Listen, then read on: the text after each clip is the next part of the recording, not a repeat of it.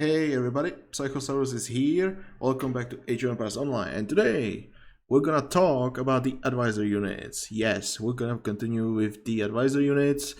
So if you haven't watched my previous video about advisor units, I highly recommend watching that because that one is about advisor units in general. In this video, we're gonna talk about specific advisor units, and in this case, it's gonna be Greek advisor units. And yeah, if you want to know, like I said, watch that previous video. There's more general stuff, also talking about the golden hippicon, so you know more about the advisor units in general, what's so good about them, what's so bad. Now let's go for the Greek advisor units, and there's 5 in total, and that's what we're gonna talk about. So we have the Pezhetairoi, Phalanx, Somatophylax, and in Golden Age we have the Helepolis and Hetairoi. So let's start with these. So Pezhetairoi, let's start with this one. This unit is H3 or Silver Age, as you prefer, advisor unit. What is good about this advisor unit? It is, or rather, what is this advisor unit? This is anti-infantry unit, first and foremost, and very specifically this unit is, I would describe it as Zergling in Age of Empires Online. Why? Because this unit is very cheap. If you take a look at the cost, it's just 15 food and 25 gold. It's fast. It does not have the highest health nor damage, and it is very fast to produce. If you take a look at the other infantry units, other advisor units that are infantry, this is actually the fastest training you can actually find. It's very fast. Basically, one fortress producing these, it takes like 10 seconds to get like 5 of these, I should say. I don't know the times out of my head right now, but yeah, it's very fast to produce. Not to mention, as Greeks, you have access to the Agosh training, which further improves the training time, so it's even faster for the Greeks. Now, what is actually the disadvantage of this unit? Well, first and foremost, this unit is very weak. So to make this unit work, you need a lot of them. Like I said, it's like Zergling. If you want to make Zerglings useful, you need a lot of them. And this is the same case. You need a lot of Pezhetairoi to just be able to do anything with these. Luckily, the low cost, fast training time helps with that. Now, unfortunately, what does not help is the fact that you have quite low health, quite low damage, and first and foremost, no armor on this unit. This unit literally has this amount of health, and that's it. So, for it to make it really work, you need a lot of them. And once you start playing the more challenging quests, whether it's elite, even elite quests, you can notice that this unit is gonna fall off heavily. If you play simple repeatable quests, you should be still fine with this. But once you get to the more challenging quests where the enemy is training mainly elite units, this is where it can become quite problematic. Because suddenly, hey, your units will be dying faster. Much faster, and it doesn't matter what you're fighting against, because this unit, because it has no armor except the base crush armor for the infantry, which is 0.3, still not the highest, it's still gonna die fast. Okay, it's gonna die fast against anything. And once the AI starts producing anti-infantry units, yes, even if this is anti-infantry unit, it's gonna die very fast, because if you take a look at the bonus, it's only 2 times. And if you can get like 35 DPS per unit, I mean, even with the 2 times multiplier, it's not one of the highest DPSs you can find against the infantry, no matter what. So it is weak, very weak. So yeah, to make this unit work, you will need a really good economy, because you will be losing a lot of them, and to maintain the production, you will just need pretty good economy. And since this is a lot more about gold, shouldn't be that big issue, but still might need quite a few caravans. So suddenly, hey, if you put more units on your economy, suddenly you don't have that high number of these units. So yeah, this is where the effectiveness falls heavily. So playing with this unit in legendary quests, it can work, but it's gonna be not one of the greatest experiences you will find, to be honest. It is a good unit. I suggest using this in repeatable quests because obviously because the enemy units will not do that much damage to them and they don't have that much health, so overall this unit suddenly looks much better. If you try it against elite quests, this is where it kinda starts falling off. So yeah, simple repeatable quests, this is good unit. Definitely go with it there. Elite quests, legendary quests, something easier, or otherwise supported with something else. Definitely don't go like one unit spam. It can be nice as a meat shield because hey, it's so fast to replace and the high movement speed definitely helps with this. Might be even worth it to just ignore the army and just go around, but then if you have to fight the army, yeah, maybe like there might be too many units to fight suddenly. So careful with that. But yeah, this unit, nice, fast, cheap, fast to produce. Weaknesses, low health, no armor, or rather no base armor, and somewhat low DPS. Need very high number to be effective. But preferably use during the repeatables, the simple repeatables. Don't do elites, legendary that much with these because they will be dying too fast and they won't do that much damage as in the simpler repeatables. So that's the Pezhetairoi. I think there's nothing else to add, so let's move on to the next one, which is Phalanx. Now, Phalanx, this unit I would say is quite unique, first and foremost. When you take a look at this unit, at first glance it looks like a normal spearman. It has some snare, it has some pierce armor instead of infantry armor. That looks nice, right? It's somewhat more expensive than your typical spearman. So why would you want another spearman in your army, you might be asking. Well, the thing is, this, although it is a spearman, it actually has one huge benefit over any other spearman, and that is its attack range is actually higher. Yes, even melee units can have higher attack range, and this is not the only case in this game, because there is one more unit, and you might have noticed it, that's the Babylonian Lancer. That one also has increased range. Now, is it a good thing that it has increased range? Well, it is actually really good, because if you have like multiple lines of these units, then suddenly, hey, those multiple lines can attack the enemies at the same time. Like, you can focus the melee targets, actually, quite easily with this unit, because the enemy melee units typically need to get close. Guess what? Your Phalanx can utilize that, and suddenly you can have multiple of these attacking the same unit at the same time. Now, although its damage might not look the highest because of the increased range, this is actually very deadly unit to fight melee units, especially cavalry. Most likely you'll pick this against cavalry units, but yeah, even infantry units can die, whether it's just your typical spearman, could be even some specific anti-infantry units, but preferably not something that is too hard to kill, like for example Legionary. Legionary is just gonna soak so much damage from this unit, it might be a problem.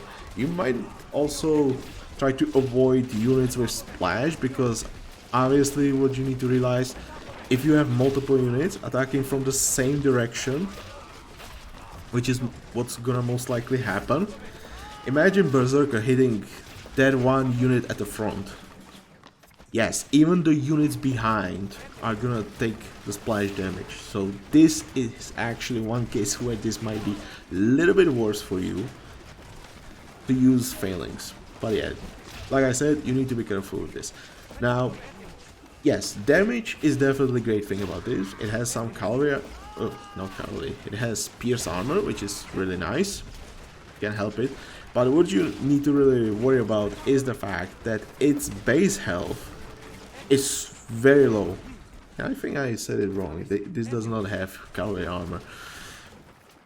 It has cavalry bonus 3 times. That's really nice. It has snare, which is another thing because it can attack enemy melee unit from the great distance, and before it reaches the Phalanx again, it actually is gonna snare and take another hit, so that can work.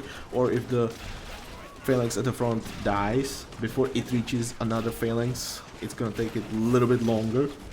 That can be also another nice thing. But yeah, very low health. That's not really a good sign because although it has some pierce armor, it can be quite hard against ranged units to utilize this unit because, hey, you might be dying too fast. And that's not actually good when this unit actually costs quite a fortune for an infantry unit. If I remember, it was like 40 food, 35 gold. Maybe a little bit different. I think that's the cost. Hey, watch this video actually, because I might be showing you the stats. You can see it for yourself. But yeah, the low health definitely doesn't help. And another thing that definitely doesn't help is the very low movement speed. Only 4.5 movement speed. That is so low that like using this unit offensively can be really annoying, because if you will be going into the enemy defenses, you'll be going into the enemy ranged units, yeah, that movement speed is definitely not gonna help you get. So this unit is definitely vulnerable towards enemy ranged unit. Although pierce armor helps, it does not really save this unit. So overall, you could say that because of the low health, low movement speed, this unit is very vulnerable to ranged units. And because it has no melee armor, it is vulnerable towards anything else as well. So this makes this unit actually similar situation towards the Pezhetairoi. And that's another thing. You need actually a lot of Phalanx to actually utilize the range, because if you have just one Phalanx, I mean, what's the difference between this and just one spearman? It's pretty much the same. You might be able to hit the enemy before it reaches the Phalanx, but it's like one hit, right? So definitely you are gonna need a lot of Phalanx, and this is definitely not as cheap as with Pezhetairoi, so this might hurt you a little bit. But what's definitely better than Pezhetairoi is the better damage output against melee units thanks to the increased range. So yeah, I would say this is very similar to the Pezhetairoi actually. You need a lot of them to actually utilize the damage, the attack range. It has very good damage, but it is slow and has practically you could say no defenses. So defensively it's on the same level as Pezhetairoi, pretty much. Which I'm kind of sad because I like this unit quite a lot, but I hate it that it is so damn vulnerable.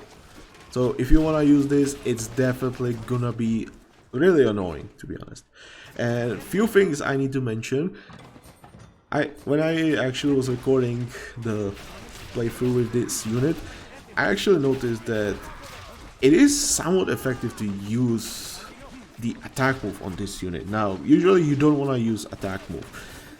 Why? Because if you do attack move, the units will move, and if there is like one enemy unit, all of the units will focus on the nearest enemy unit, which is not good for your infantry because they might be trying to surround it, which is not good because they might be taking hits from the other units around. It's not good for your ranged units because they will be focusing again the nearest targets, so you might be doing a lot of overkill on the target because of attack move. Now for Phalanx, this is actually a little bit different story because you kind of want to get them focus on the nearest target. Why? Because they can actually utilize that range, they can focus the target, they don't need to like surround the target necessarily, or rather they won't surround it that fast thanks to the lower movement speed. Is actually gives them a little bit advantage over your typical melee unit. So if you do like attack move, it can focus on the nearest target, and then suddenly it will start spreading across all the targets, but still try to focus it. And you can actually, this actually seems to work really nicely with that extra range. So definitely give it a try. Definitely what I want to suggest also is you kind of want to like surround the enemy units and utilize the range, so many of the phalanxes attack the same target. This is also really worth mentioning because hey, suddenly you can do a lot of damage to the enemy units, especially if you're trying to focus something down, like let's say there's a hero cavalry unit. Hey, surround it and do a lot of damage, but be careful if that unit has a splash. Now hopefully I didn't forget anything. If you feel like I forgot something to mention, definitely put it in the comment section. Definitely, I think not only me but anyone else like wants to learn as much as possible watching this video, definitely would like to know as much as possible, so please put the comments if I forgot about something. But let's move on, and the third and the last H3 advisor unit for the Greeks, and this one not surprisingly is also an infantry unit. Greeks have 3 H3 infantry units, and that's the Somatophylax. And of these 3 infantry units, this is actually one of the best infantry units that you can find, and not just here but overall. Now if you take a look at the stats, it has very huge HP. Like, this unit is probably one of the beefiest infantry units you can find. Very huge HP, over 1000 health easily. You can easily get there, which is insane. Like 1000 health on this one unit. Not only that, it has very high pierce armor and very high crush armor, both at 0.5. So you could say its base health against pierce and crush damage is 2000. Huge. So this unit is definitely great for tanking. Soaks all the pierce damage, all the crush damage.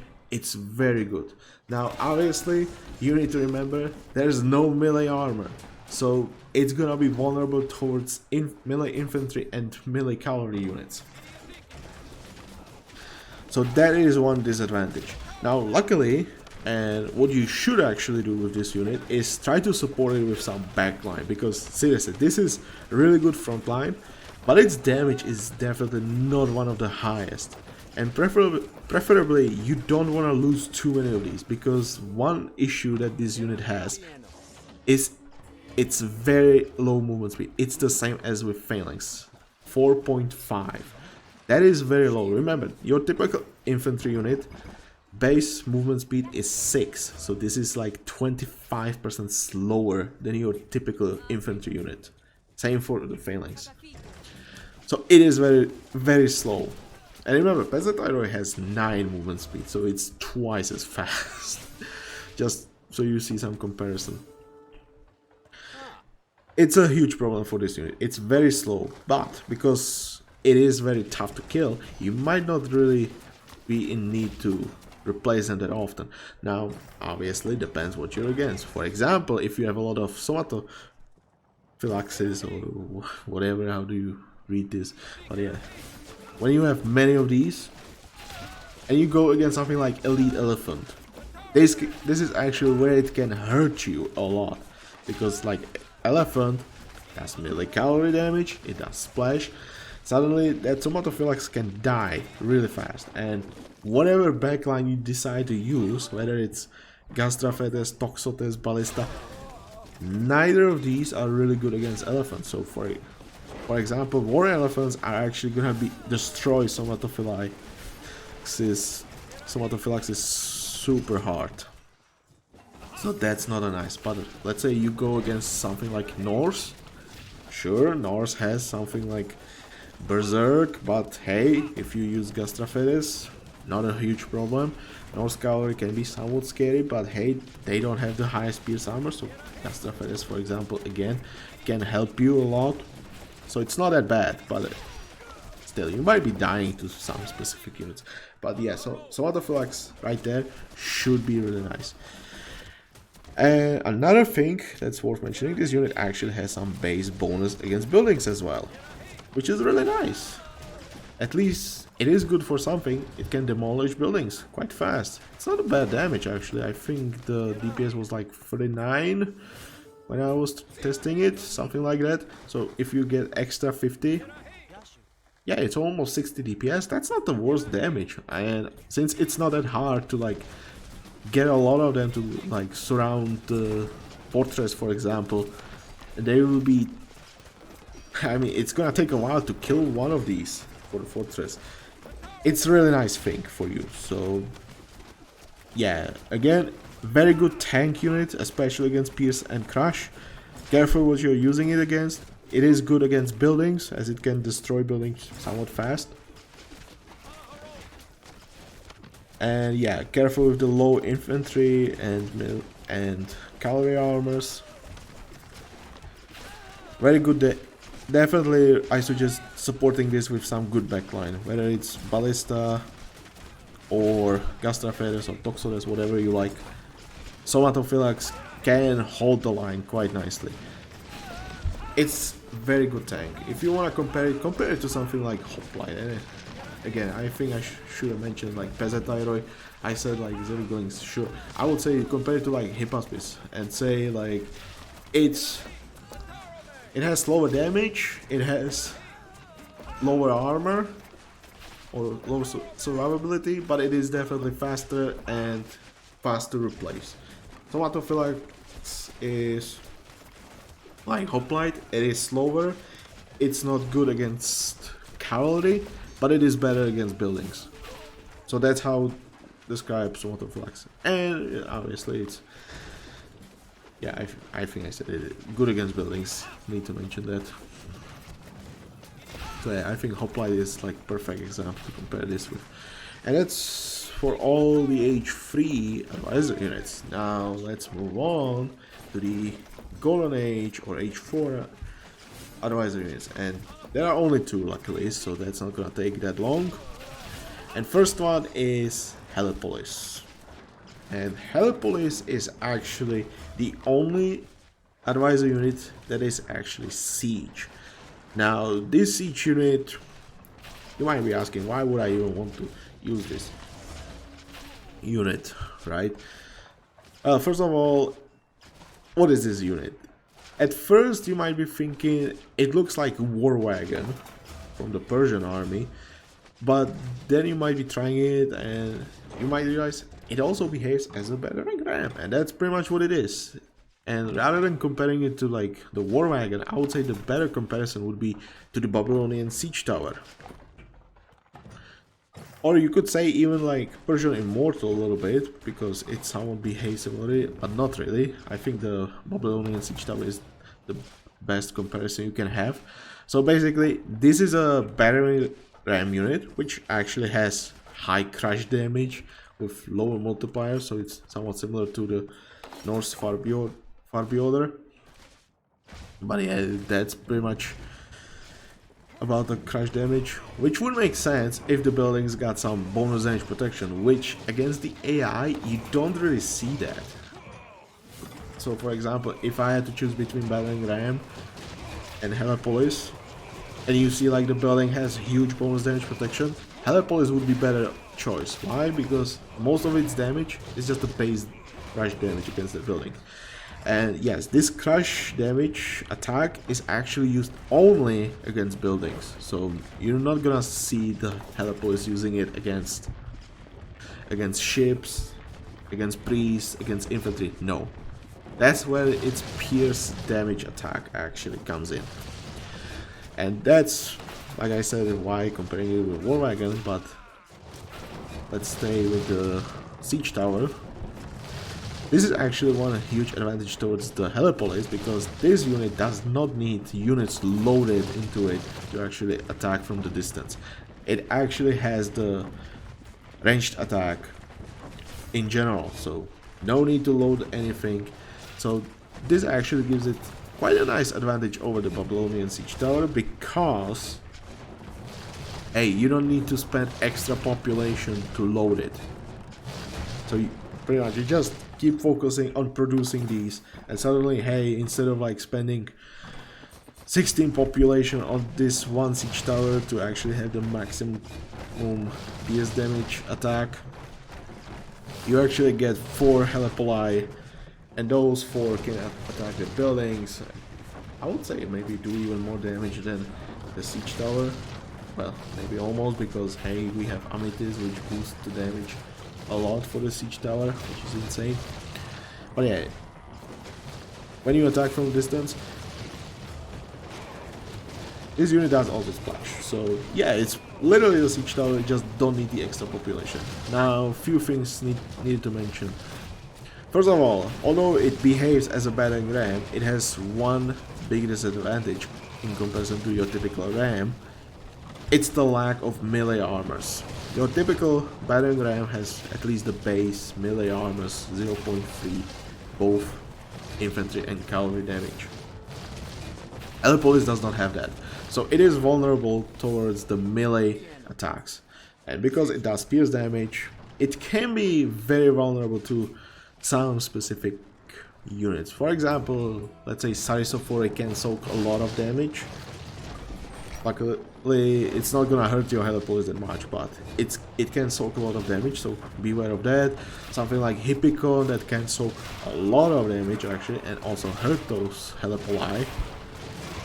That's a big issue, so careful around that. Be careful around, for example, Babylonian siege shield bearers, not siege, although siege towers as well.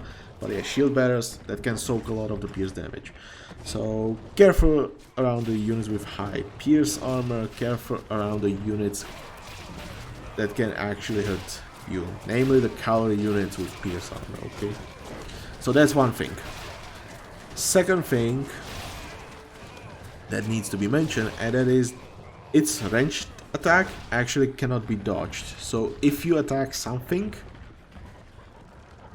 it actually behaves as an attack from, and what's like a good example, Carpentom with splash, or maybe the War Chariot with Sargon Advisor to get the splash, or the Babylonian Siege Tower as well, because those attacks actually are not dodged, like let's say from triremes or fortresses. No, it does not behave the same way as, let's say, from Ballista. No, this is actually good for the Helepolis, because now you can focus on the enemy targets.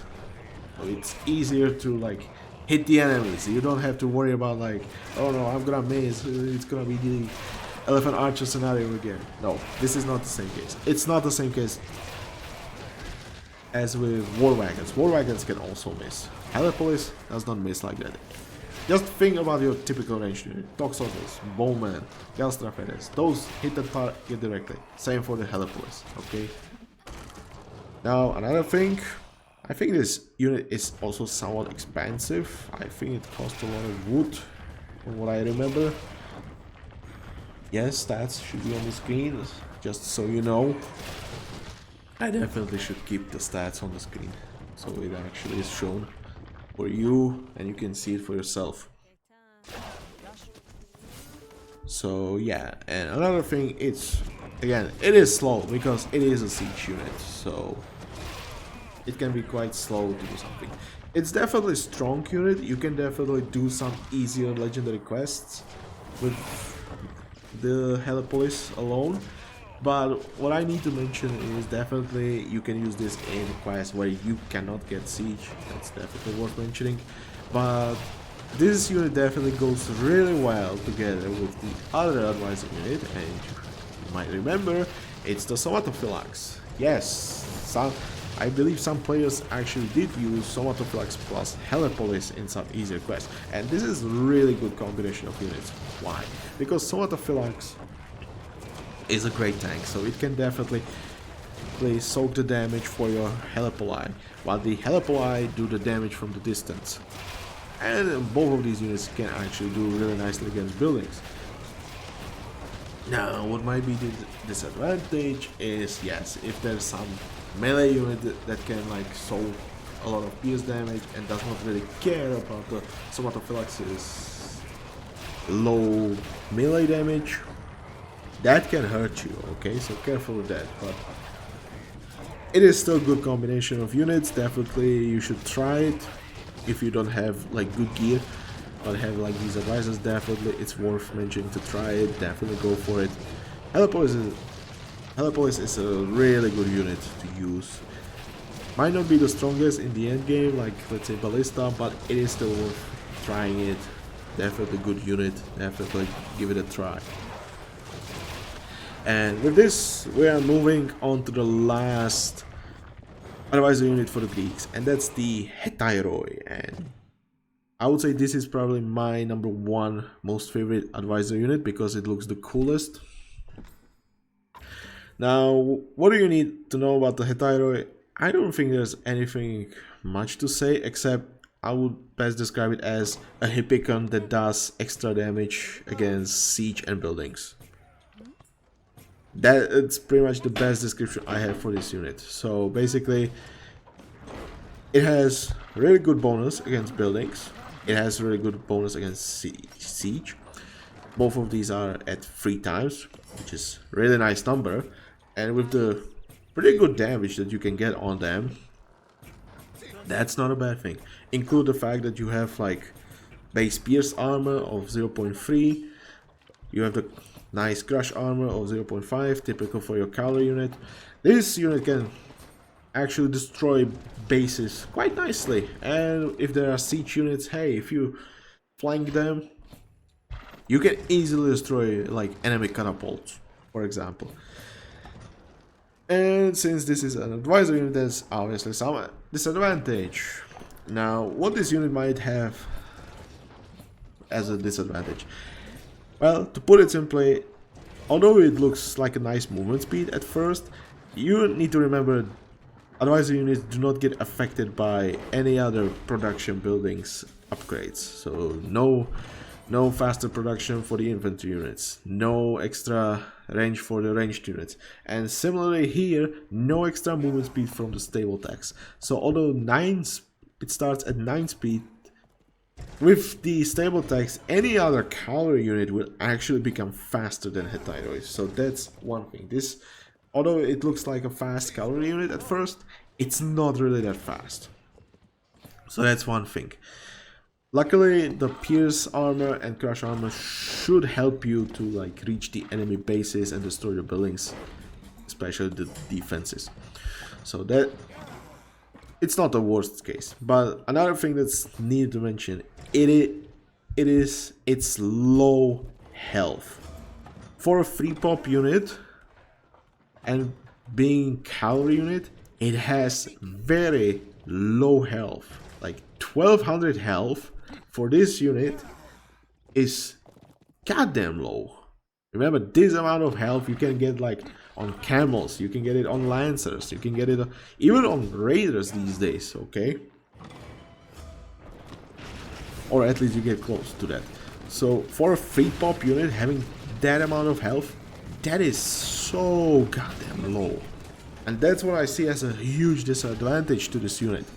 This unit can die really fast, especially against melee units.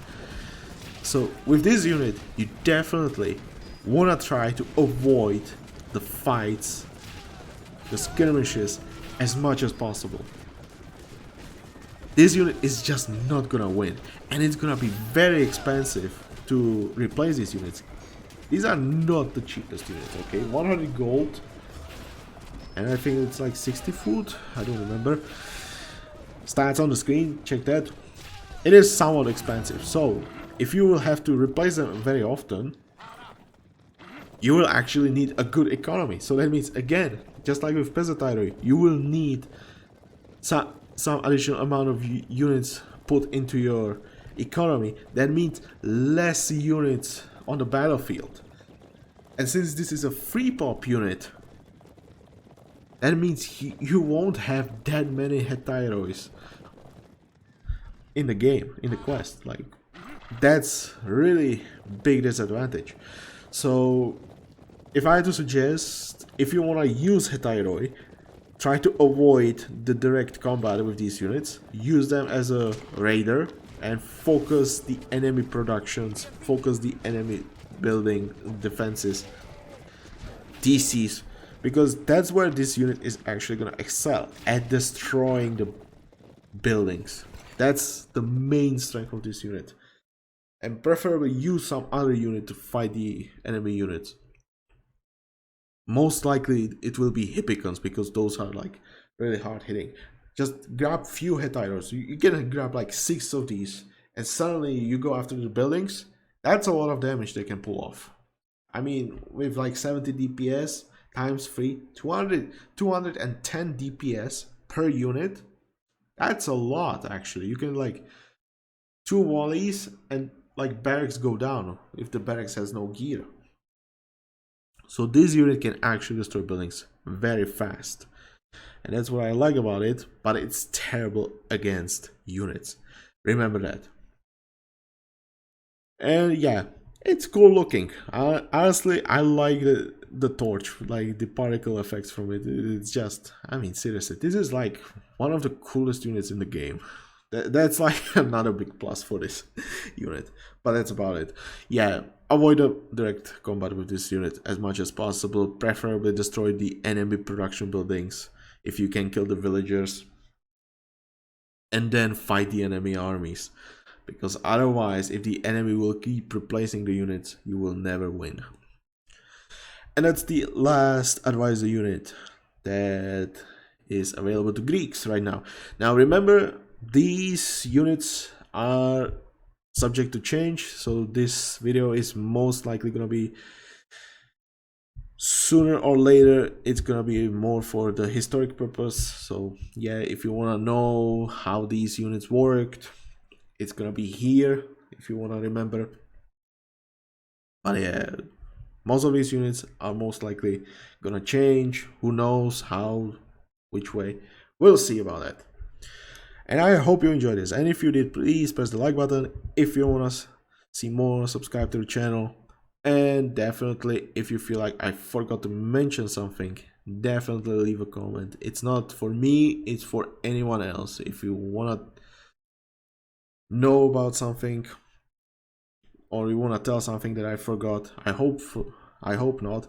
Maybe like, yeah, Hetairoi has a huge hitbox, to be honest. Like if you take a look at that, it feels like the collision boxes are much greater than for most of the cavalry units. That's actually something what it feels like to me, at least last time I was looking at them.